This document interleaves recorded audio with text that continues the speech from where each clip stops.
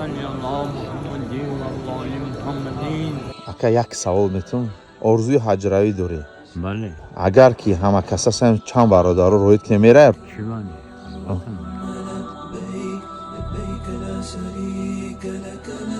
انشالله خونه خدا میره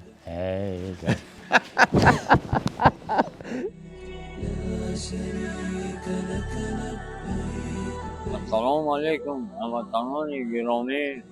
و نسبت آن برادرانی که مرا دستگیری کردند در مدت 1 ساعت 20 نفر برابری منصور جان، برابری فرزند مهربان عزیزم اسماعیل جان مرا به این خانه خداوند عیار کردند.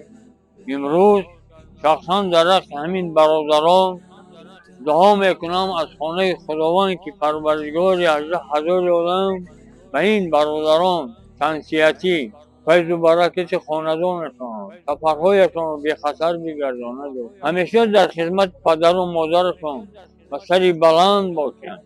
همیشه خدا میگویم که پروردگار صاف سرشان در را نبیند. و چی مراد مقصد دارین؟ خدای مهربانم شما را به مراد مقصد رساند. آمین. اللهم مغفر لي ولوالدي ولأستاذي ولجميع المؤمنين والمؤمنات والمسلمين والمسلمات. الله يا يمين فلان واد إنك مجيب الدعوات ورفيع ودرجات ومنزلات وبركات وقاضي والحاجات برحمتك يا أرحم الراحمين. الله